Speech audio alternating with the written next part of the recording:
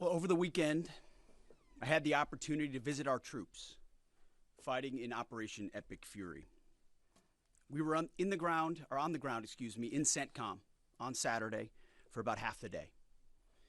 For reasons of operational security, so those troops are not targeted, the places and bases will not be named. Suffice it to say, the trip was an honor. I had a chance to bear witness, and I witnessed the best of America. I witnessed warriors, a brotherhood of men and women warriors all, active duty, guard, and reserve, united in their love for each other, their shared purpose, and their commitment to the mission. I witnessed sheer competency. I watched a private first class confidently calling out an enemy missile trajectory to a room full of officers. Everyone focused. The room was locked in. 2 enemy missiles successfully shot down. I spoke to Air Force and Navy pilots on the flight line who every day both deliver bombs deep into Iran, but also shoot down drones defending their base. Many had just returned from the skies of Iran and Tehran. I put on a headset and spoke to one crew in the cockpit, locked and loaded, each and every day. I witnessed ingenuity, American ingenuity. I met the young Army officer who figured out how to neutralize maneuvering enemy missiles, saving countless lives. His commander confirmed that the whoops and cheers erupted in the Tactical Operations Center when his new approach was first successful. I met the Air Force intel analyst who refines target packages faster than the enemy can adapt. I actually gave him my card and told him to keep me posted on the ground truth. I did the same with his boss, a colonel with a heart the size of Texas and a beautiful deployment mustache to match. I witnessed lethality.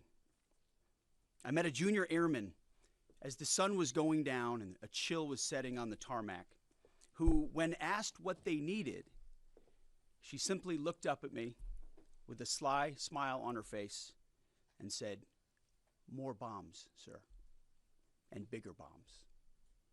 We will happily oblige her." I met the Army targeting team who found and sunk the pride and joy of the Iranian Navy, their fighting position plastered with images of sunken enemy ships. And I witnessed urgency. Right when we landed, another C-17 landed just minutes after us. And within 30 seconds of the aircraft coming to a full stop, a team on the ground pulled up and the cargo was being uploaded. Wartime speed. To a man and to a woman, on the ground, in the air, on the flight line, and in the TOC, I heard, "We want everything faster, higher op tempo, wartime speed." The feeling was the exact opposite of the rotational units year after year in the wars in Iraq and Afghanistan that we're so familiar with. In those wars, it was always about the next rotation, never knowing when the mission would end or exactly what the mission was, year after year. Not with Epic Fury. I witnessed urgency to finish the job, urgency to achieve mission success, not looking at the next rotation, only moving as fast as possible to win.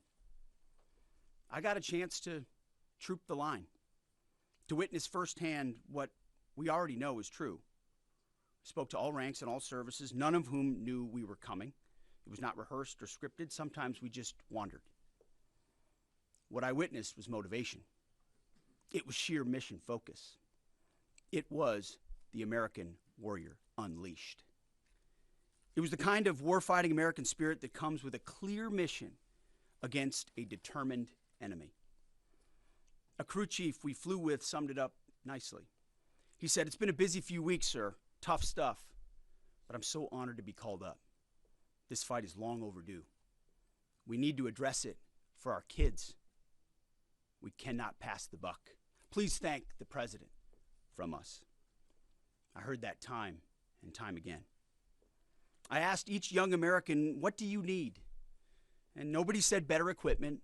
Nobody said more comfortable living conditions. Nobody said, "Send me home." Well, of course, eventually we want all those things. They do too.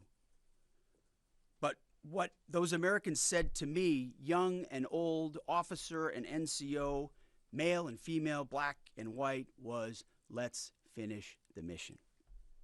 Get us even more bombs, bigger bombs, more targets. Let us finish this. In fact, Admiral Cooper noted this morning that the 3 Air Force captains shot down by Kuwaiti-friendly fire early in the fight, weeks ago. They never left the theater. All dropped bombs over Tehran last night.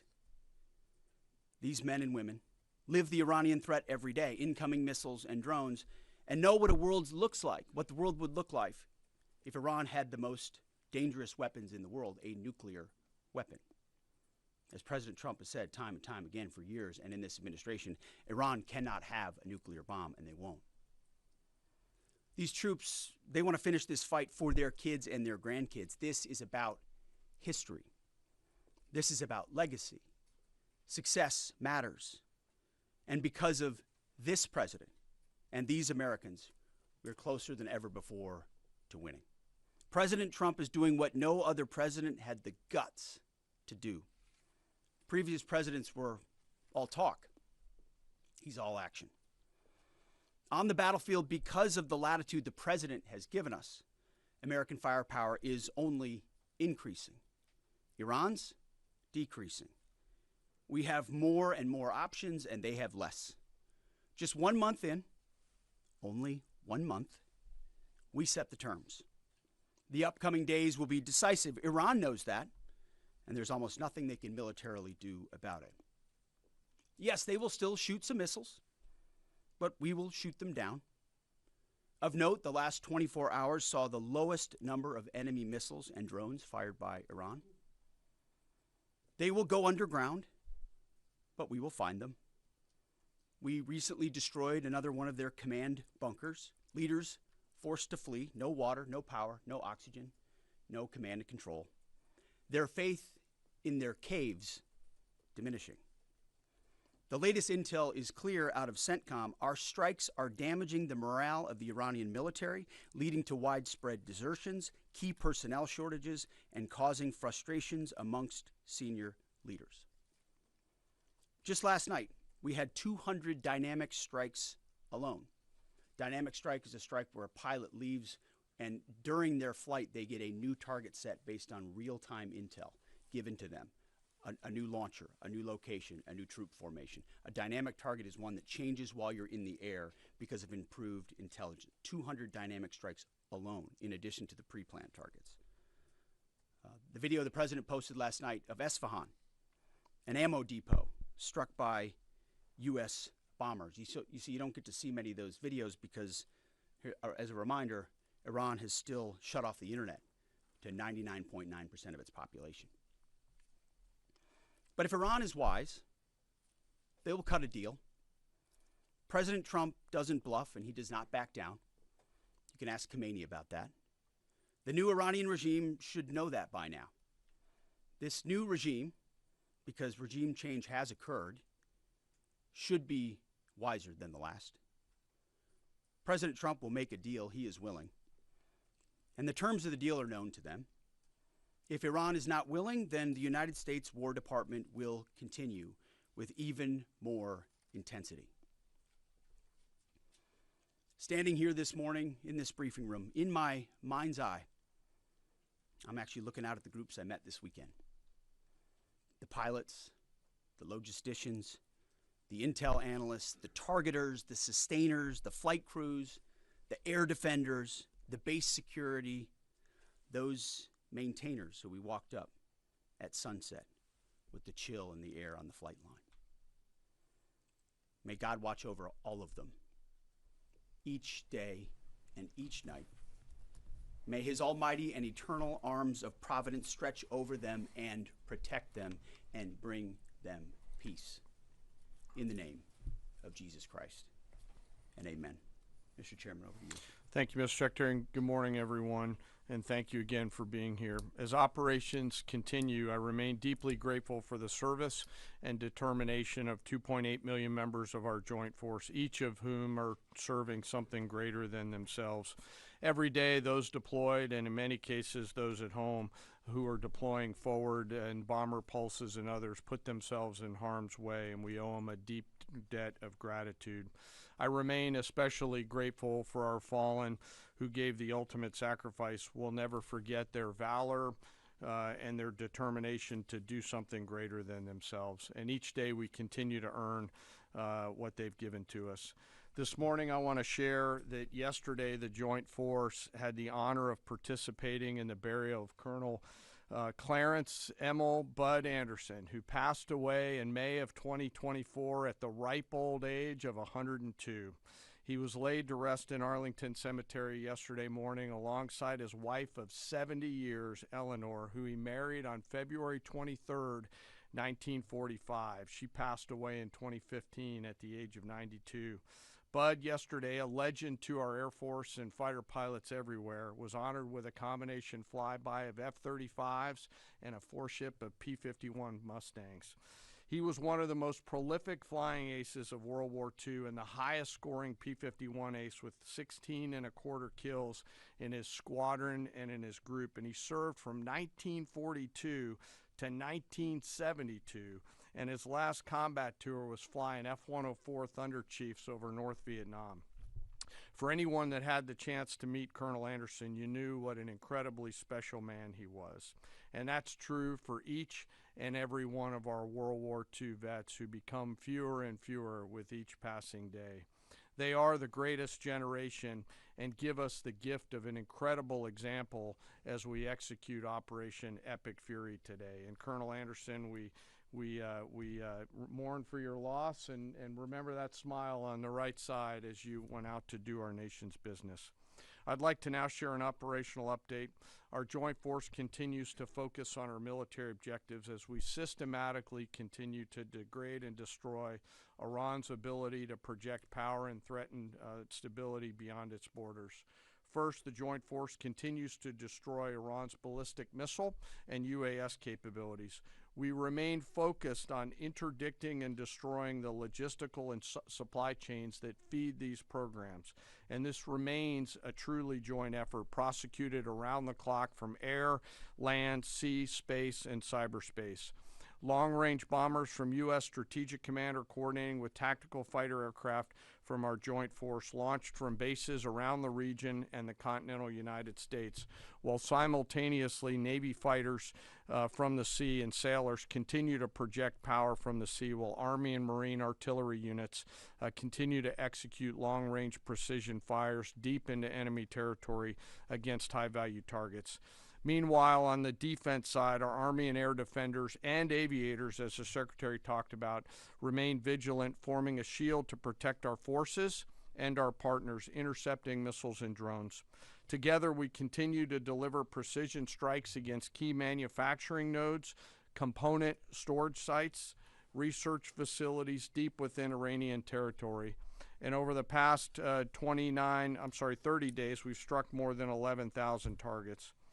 Given the increase in air superiority, we've successfully started to conduct the first overland B-52 missions, which allow us, as we've said before, to continue to get on top of the enemy and, as the Secretary talked about, switch towards more and more dynamic targets, servicing mobile targets around the battle space.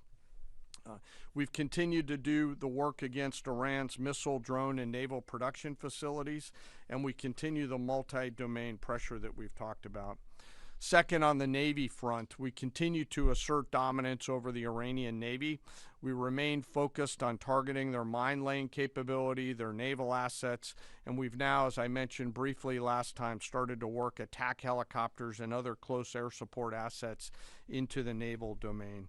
CENTCOM continues to identify and work against naval depots and storage areas. And we've taken out, again, more than 150 ships, including all Jamaran-class frigates inside their Navy.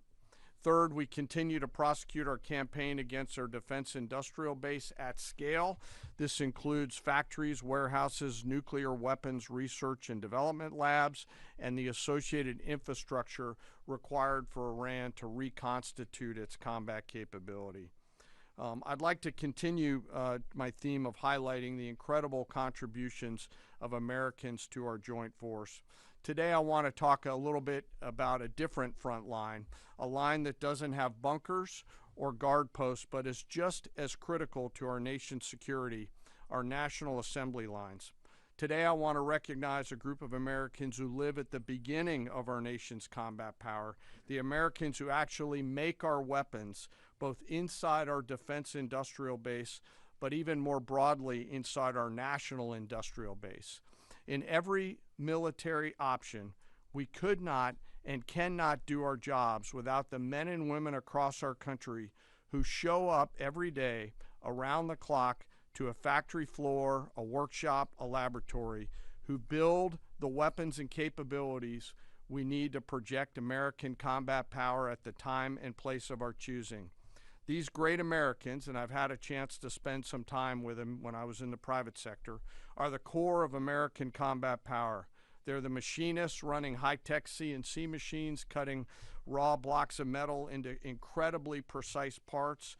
They're the assembly workers painstakingly taking a kit of parts and turning that into a complex guidance system or precision munition or a rocket motor or building a jet or submarine. Or they're the quality assurance technicians who ensure that when a warfighter pulls a trigger, the weapon works every time. This can be and is tough and gritty work. It's not a quiet office and a desk with paper, and there's nothing wrong with that, but this is exactly the way this group of Americans likes it. I know this. I've seen it myself, and I remain deeply honored by that gift. It's often loud and dangerous work, demanding, requires absolute focus for hours at a time with deep commitment to get it right every single time. It's hands-on work where one uncaught mistake or deviation can put an American's life at risk. A single misplaced wire, a microscopic flaw in a weld, incorrectly calibrated sensor could mean the difference between mission success or mission failure. The difference is measured in the lives of our sons and daughters who we put out around the field and on the field of battle. We rely on and trust in these great Americans, and it's not just their manufacturing skill, it's their innovative minds and their entrepreneurial spirit. From those who build exquisite capabilities down to the mom and pop machine shops all over this great country, they live at the beginning of and the core of America's combat capability, constantly adapting, constantly improving, constantly learning. And there are examples of this throughout history and current days, to include building things like the F-117 stealth fighter, the B-2 stealth bomber, making our combat capability undetectable over the enemy, to today's B-21 and F-47. It's work like in the shipyards of the East Coast and Northeast side of the United States that go out and build America's nuclear submarines that allow us to patrol around the world at the time and place of our choosing.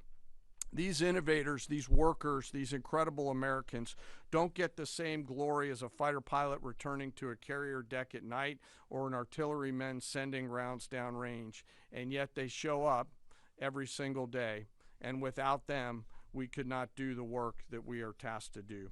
24/7, they build the tools that we need to do our business. The skill, the commitment, the patriotism, the dedication poured into every piece of combat capability and hardware is seen and felt out at the edge of the force, as the Secretary talked about those young bomb builders out in the desert that he had the chance to see.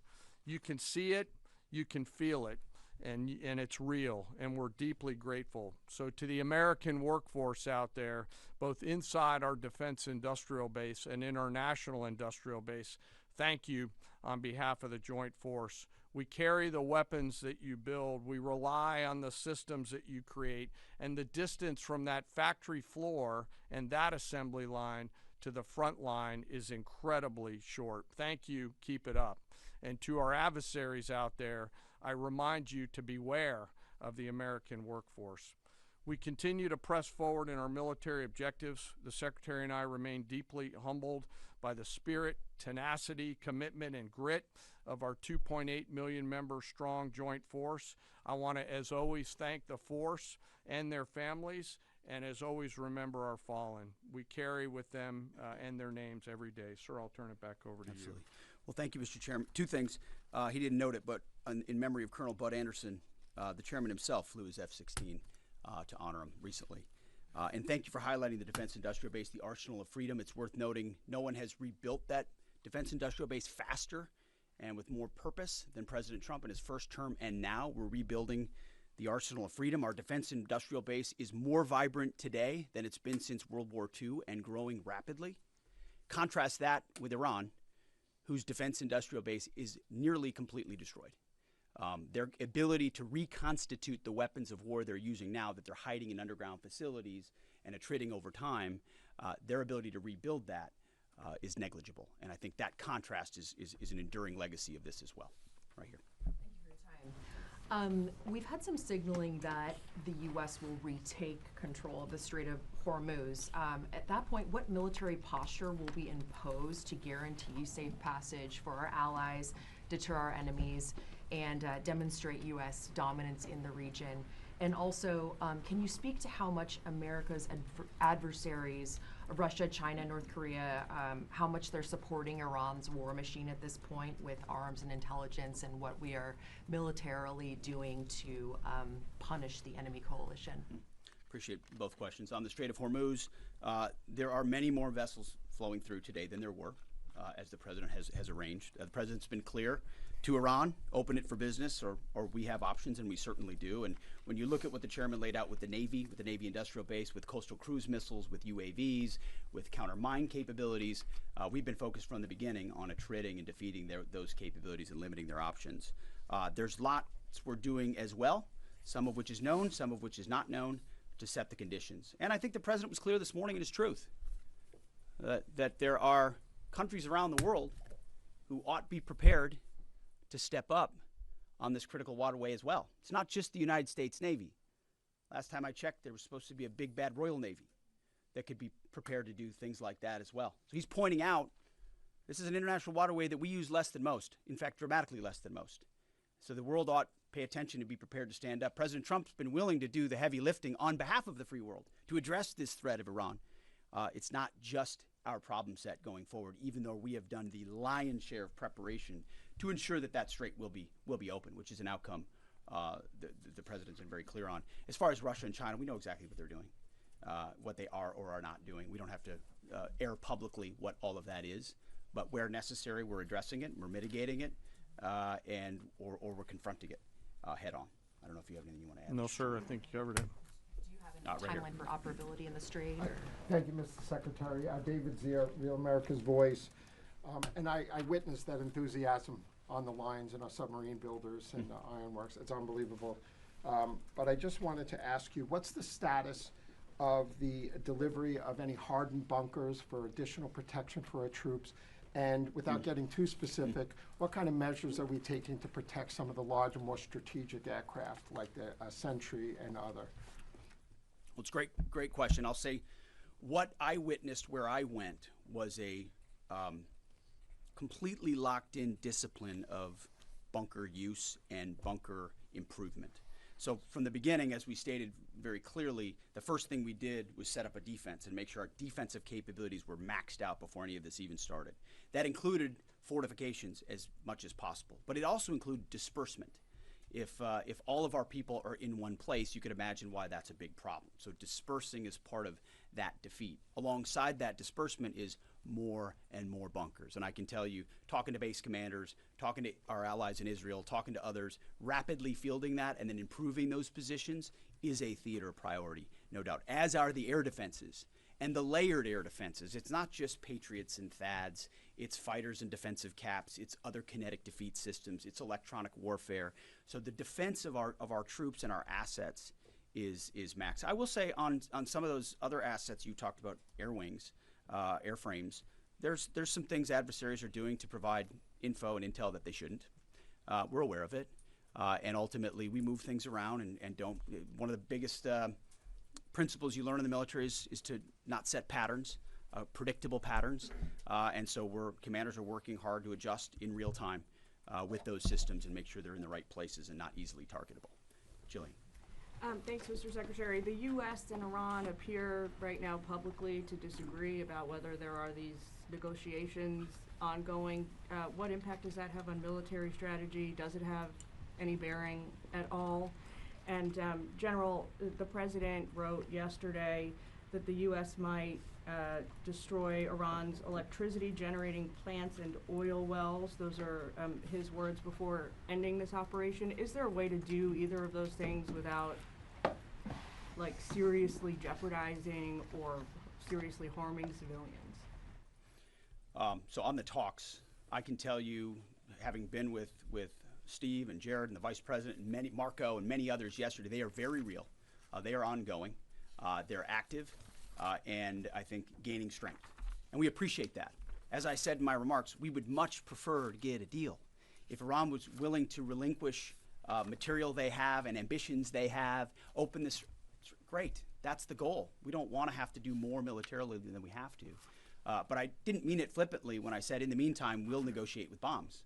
Our job is to ensure that we compel Iran to realize that this new regime, this regime in charge, is in a better place if they make that deal. And so we'll continue. We're working hand in hand, but the primary effort is a deal. We want that deal to be accomplished if at all possible. If not, then we're prepared to continue. Secretary, what happened at Go ahead, ISAF? Mr. Chairman. Yeah. Thanks for the question. We're always thinking about those considerations and develop options to be able to mitigate those risks pursuant to the normal practices that we do in the military. So. Thank you, Mr. Secretary. I know you slightly addressed this already, but just on the Strait of Hormuz, is opening the strait an essential objective to Operation Epic Fury, or is that the job of those other countries?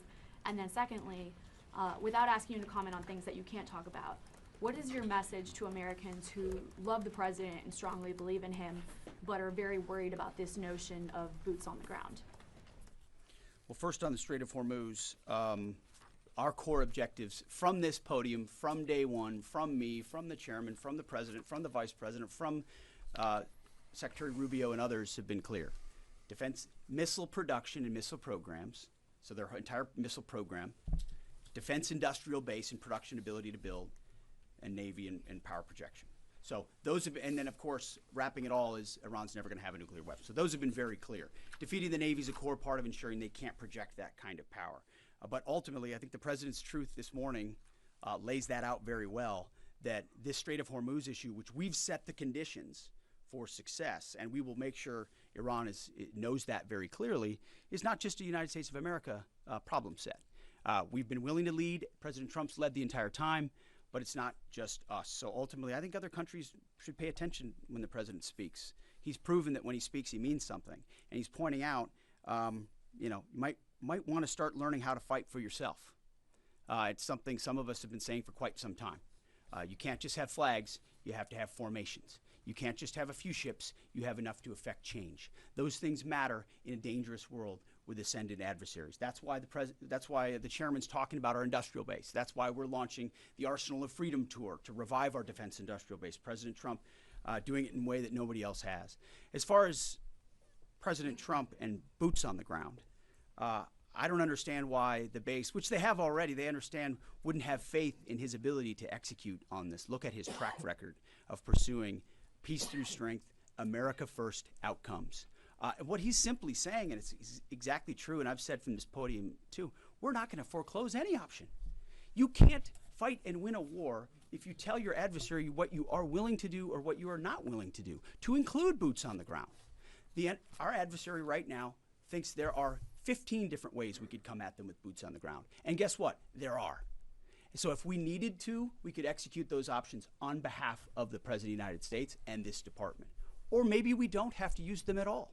Maybe negotiations work, or maybe there's a different approach. But the point is to be unpredictable in that. Certainly not let anybody know what you're willing to do or not do.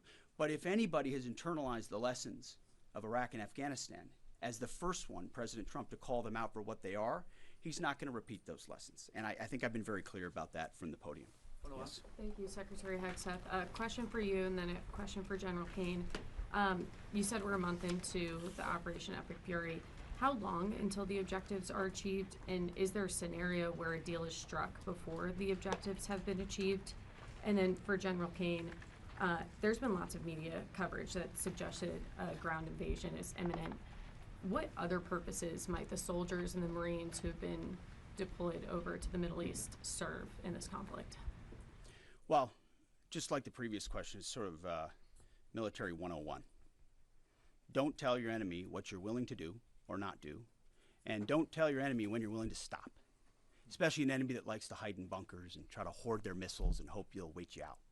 So that's not a question I'm going to answer, or the president has said definitively. We have our own goals and guidance and things military objectives that we're moving toward and things that we look at. And as he's articulated, he's said 4 to 6 weeks, 6 to 8 weeks, it could be any particular number, but we would never reveal precisely what it is, because our goal is to finish those objectives. And we're well on our way. And the chairman and I look at this every single day. It will be the president's determination, and the president's determination alone, when those objectives are complete and when it serves the interest of the American people, to cut that deal, to make sure that Iran doesn't have a nuclear capability, and ultimately that our objectives, our interests are advanced. I don't know if you want to add anything. No, just to answer your question, Reagan, the range of military options that those forces can offer are extensive, not just limited to what you mentioned in terms of forces on the ground. And I wouldn't want to take away the president's decision space, but there are a multitude of things, not the least of which is Iran should note that they're out there and that they are a pressure point, and so they should carefully consider, I think, at the diplomatic level, not my job as a chairman, but at the diplomatic level, to consider what's in front of them. Jerry. Okay, Mr. Secretary, the U.S. government and IC assessed for many years that Iran is protecting al-Qaeda senior leaders, including the current Emir Saif al-Idil.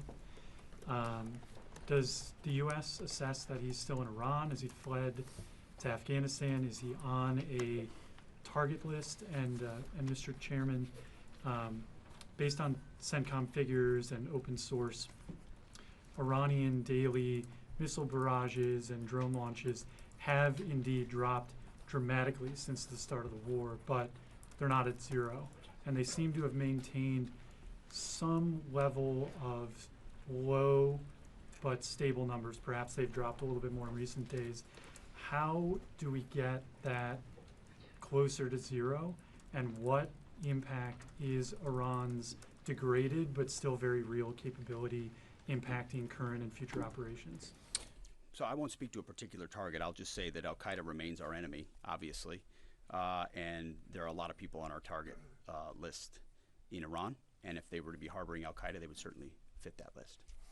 Just quickly, the mobile targets that they have that we continue to service, as the Secretary talked about, the 200 hits that were done last night, that's one component of continuing to lower that. The second and more long-term impact that we're having is the strikes against their defense industrial base at scale, which will not allow them to reload after that. So we do continue to see a trend down. They are still shooting, and we do continue to exert significant pressure against both sides of that system.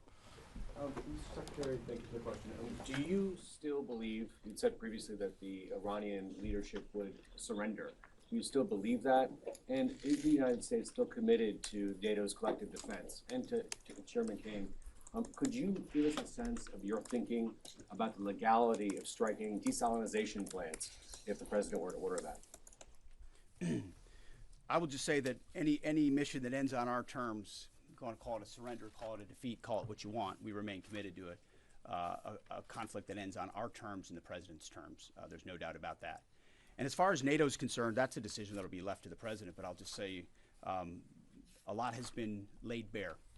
A lot has been shown to the world about what our allies would be willing to do for the United States of America when we undertake an effort of this scope on behalf of the free world. These are missiles that don't even range the United States of America. They range allies and others, and yet when we ask for additional assistance or simple access basing and overflight, we get questions or roadblocks or hesitations. And the president's pointing out, you don't have much of an alliance if you have countries that are not willing to stand with you when you need them. He's simply pointing that out, and ultimately it'll be his decision of what that looks like after this is complete. I'll just won't talk about any particular target. This really builds on Jillian's question too, that I don't think I completely answered. But you know, the Joint Force is the most professional force in the world, and we have numerous processes and systems to carefully consider the whole range of considerations, from civilian risk to legal considerations with any target. And as targets come before us, we run them through the same process that we always do, and always strike lawful targets in accordance with the normal procedures that we use. No quarter, no mercy for enemy combatants, as Hegseth has said. For me? Thank you, Mr. Secretary. Thank you, sir. Right. No, right. Thank you, Mr. Secretary. Thank you. I appreciate it. On Sunday, President Trump said that Iran's first regime was all destroyed and the second one is mostly dead. And the third regime that we're on right now has been much more reasonable in negotiations. Do you agree with that assessment, and why? I would defer to the negotiating team there. They're the ones talking to him, but they're getting a back and forth on terms, which is a productive development. We stand right there next to our negotiating team, always willing and prepared to put them in an even better position. Thank you very much. I appreciate it. Thank you. Thank you.